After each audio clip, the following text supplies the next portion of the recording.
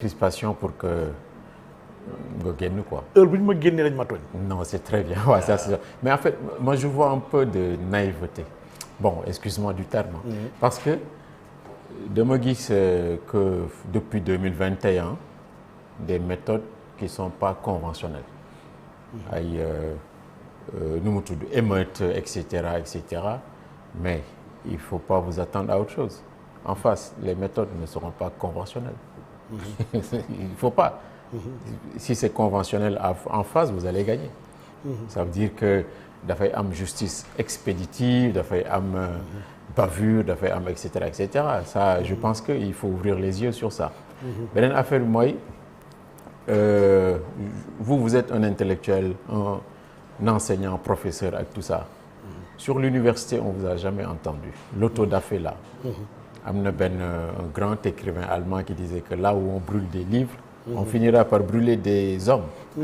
Ouais, je sais pas, sûrement. Ouais.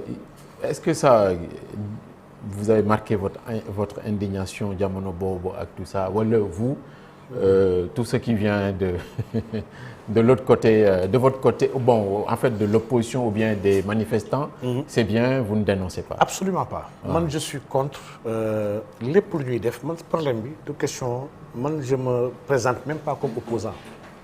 Moi, je suis un proposant. Ah oui. Donc nekkul ne da nga nekk ci opposition bi que lépp loo def dafay am sama onction. Je suis désolé. Man je condamne lépp li nga xam ne du yoon. Quel que soit côté bu mu jógee. Ce qui s'est passé à l'université daf ma sonal. Man dama toog xam ni fii ñu egg nag instant on a touché le fond. Parce que bu ñu demee ba université ñu koy taal. xamatuma ban dëkk laa nekk. Ça m'avait vraiment fait mal. J'étais dans les détentions mënu ma woon marquer sama indignation publiquement. Mais je m'étais indigné là où j'étais. Donc loolu c'était pas du tout à faire. Man nag sama chance mooy damay xool les faits di mettitlu les faits. Mais damay xool aussi les causes qui ont entraîné ces faits. damay xool aussi les conséquences de ces faits. Je suis dans cette dimension peut-être tripartite pour mën a appréhender la chose. Les causes ak les conséquences yëpp waruñu ko bàyyi quand on analyse le fait. Mais le fait moom vraiment lu ñu mettitlu la et rien ne dit que opposition ko def. Il y a pas d'enquête bu wane ne opposition moo taal bibliothèque yi. Vraiment xamuñu ko taal. xam nañ daal am nañu taal. ku taal tamit ku mal intentionné man jàpp naa ne ku ñu war a punir la quel que soit ko def. Rien n'a encore dit qui l'a fait. Peut-être que des enquêtes vont le faire, mais à cette vitesse-là, bu état bi di yéexandoo. gëwuma ni opposition moo ko def. Parce que chaque fois que l'opposition xale opposition suñu xawee def dara ci dëkk bi mais il y a une célérité extraordinaire dans la diligence de la recherche. Et avant une semaine, mais on prend des gens, on les amène en prison. Loolu la ñu seetlu instant yi si dëkk bi 2 ans yi ñu passé moo tax ma ne man c'est un épisode de folie bi nga xam ne il faut ñu génn ci. il faut ñu génn ci. Professeur mënuñu jeexal te dañu waxtaanee wàllu économie koom-koom ci Sénégal. Parce que tey ku wax situation Sénégal di nga tiit. parce que muy wax crise bi y a également mbëkk mi.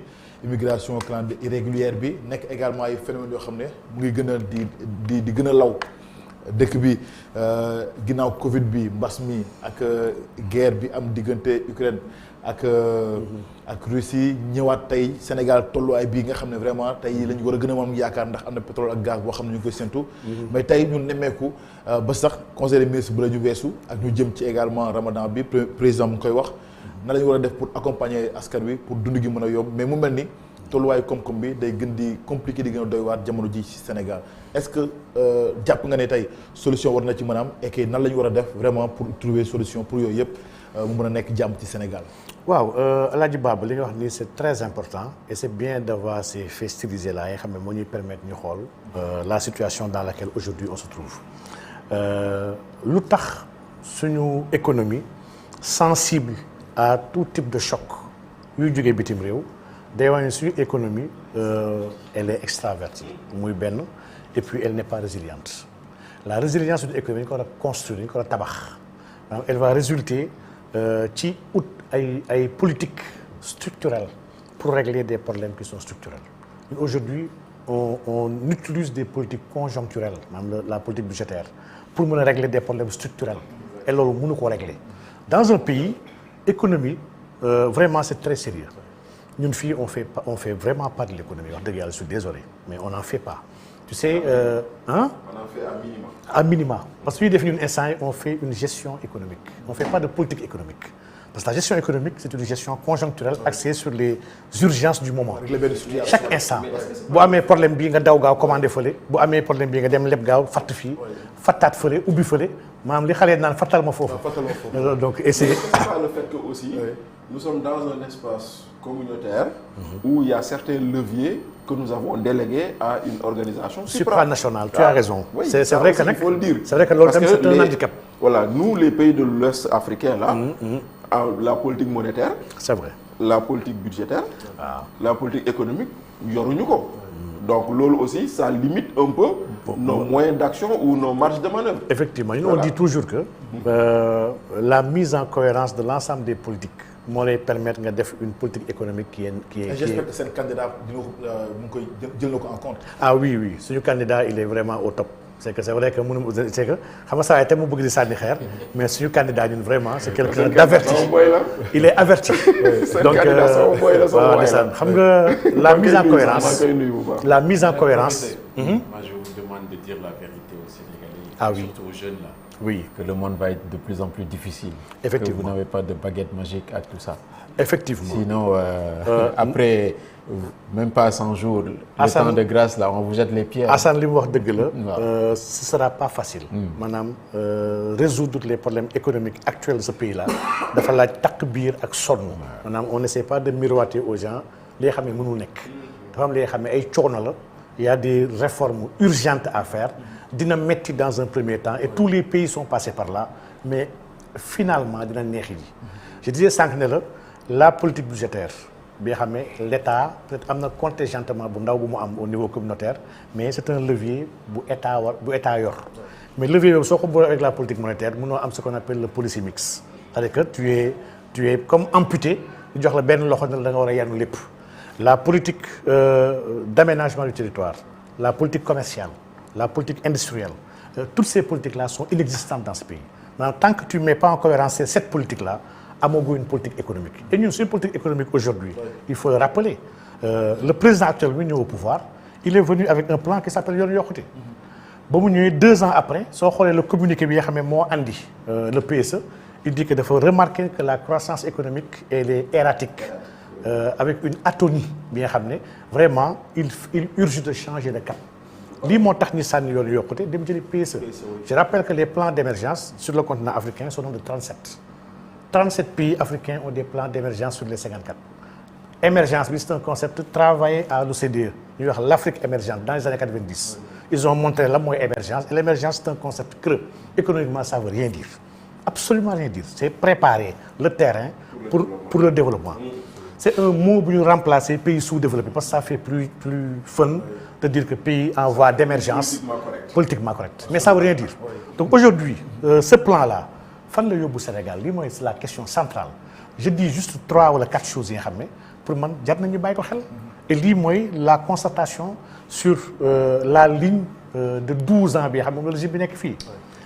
Un plan normalement économique est censé régler des problèmes yu taxaw yi nga xam ne mooy tax ngay opérationnaliser la vision di ko adapter par des lots de 4-5 ans dans le PSE on appelle ça des PAP donc des programmes plans d'action prioritaire 2012 au Macky Sall di ñëw il a fait la constatation il sait très bien ban économie la ko seqal nee na économie bi elle est majoritairement constituée d'entreprises informelles le secteur informel a un poids bi nga xam ne il nous faut urgemment régler ce poids là 92% de l'économie est informelle lii mooy la constatation du président Macky Sall mu ne le milieu rural est incapable de produire assez de richesse pour fixer les habitants. Il nous faut travailler contre cet exode rural-là avec des projets yoo xam ne qu'on va délocaliser pour téye foofu nit yi. mooy deuxième constatation. Troisième bi il constate qu'il y a un chômage parce que le président Abdoulaye en 2011 avait constaté son échec sur les politiques de la jeunesse. Dans l'emploi Abdoulaye dafa wax ni carrément d'accord na j'ai échoué. J'ai créé le FNPJ, j'ai créé beaucoup d'autres programmes, mais vraiment j'ai échoué. Muy troisième levier. Quatrième bi mais c'est sur la redistribution de la richesse. mooy naka la ñuy mën a amee une croissance qui ne soit pas extravertie pour que dëggantaan askan bi mën a jariñoo croissance boobu. Et le cinquième aspect bu gën a am solo mooy il a trouvé un pays bi nga xam ne structurellement avec une balance commerciale déficitaire comment changer cette situation-là pour mën a andi l'excédentarité. maanaam 5 yi mooy les chantiers de base yu ñu teg le PSE. à l'aune de ces 12 ans-là c'est un échec bi yëpp dal defuñu si dara le secteur informel est à 93%. muy benn. L'emploi formel dans ce pays je ne le dirai jamais assez 87% de l'emploi formel est à Dakar 13% mooy dans les régions 35,9% de l'emploi informel est à Dakar maanaam on y a une macrocéphalie de la région de Dakar bi xam ne ñëpp xamoon nañ ko di xaar une décentralisation économique pas seulement politique mais économique pour pouvoir yóbbu l'activité et pourtant yóbbaale doomu aadama yi ça n'a pas été fait pourtant Puma am na PUDC am na Promoville am na PACASEN am na lii yëpp c'était pour le monde rural mais ça n'a pas changé cette structure-là la structure de notre PIB n'a pas bougé on est toujours à 15% pour le secteur primaire 23% secteur secondaire le secteur tertiaire bi nga xam ne entreprise étrangères yi kese ñoo fa nekk il est à 55%.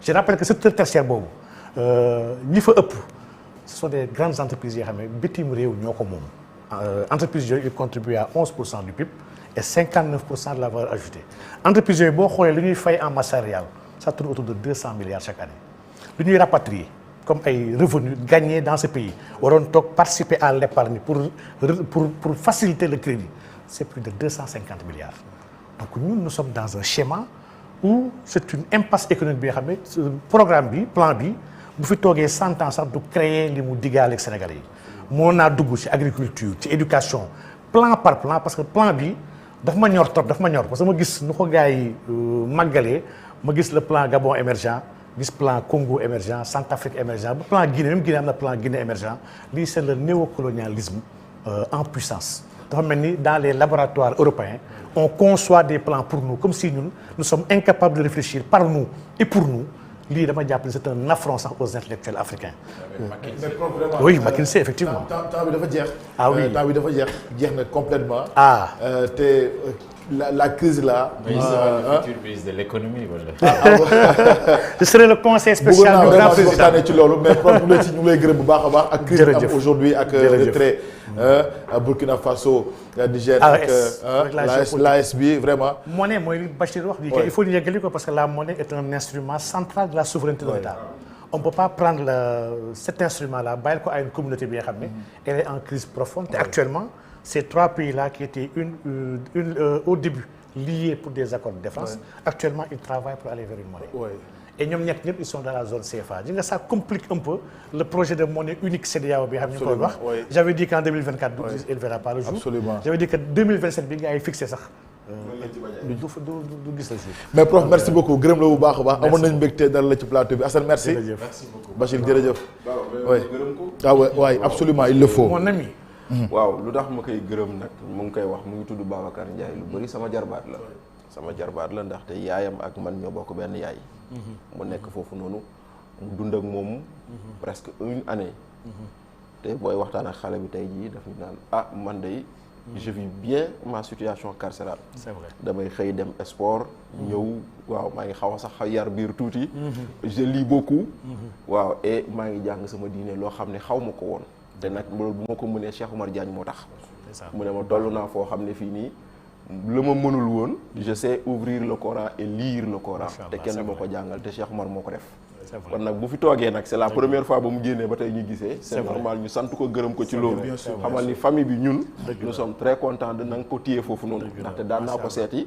yàlla dafa daan def bu doon toog di waxtaan ak Babacar Cheikh Oumar day toog nii Bachir Diomaye toog nii may wax ak Cheikh fii di wax ak Babacar fii di wax ak kii et tout ça on a vécu et vraiment dund nañ fa dund bu rafet boo xam ne bii nii c'est je tenais à le dire parce que quand même aussi moom bu nga ko doon waxee sax ba may dem prison mission la woon te bon ne serait-ce que si je m'en tiens à mon neveu nangu naa ni mission il l'a accompli et ma gërëm ko mais jërëjëf mais prof mais foog ma texte ton neveu a un tangana léegi si biir kaso bi boobu de waxuma ko ay omelette ak ay sardines lay defar chaque jour léegi ci kaso bi waaw loolu il faut ma boole te boobu waxuma ko il doit tout faire pour ne pas retourner là-bas. oui effectivement j'essaierai. mais prof merci beaucoup en tout cas ñu ngi lay gërëm bu baax a baax ci dangu si waxtaan wi yow xam nga suñu diggante ku ñu am cofeel nga mais ñu naw sa engagement te ñu yaakaar ni vraiment di nga bokk ci ñi nga xam ne vraiment seen expérience ak seen xam-xam dañ ko Sénégal dina ko jëriñoo incha allah rabbi ñu lay ñaanal bu baax a baax professeur gërëm leen bu baax a baax mbokk yi ci ànd beeg ñun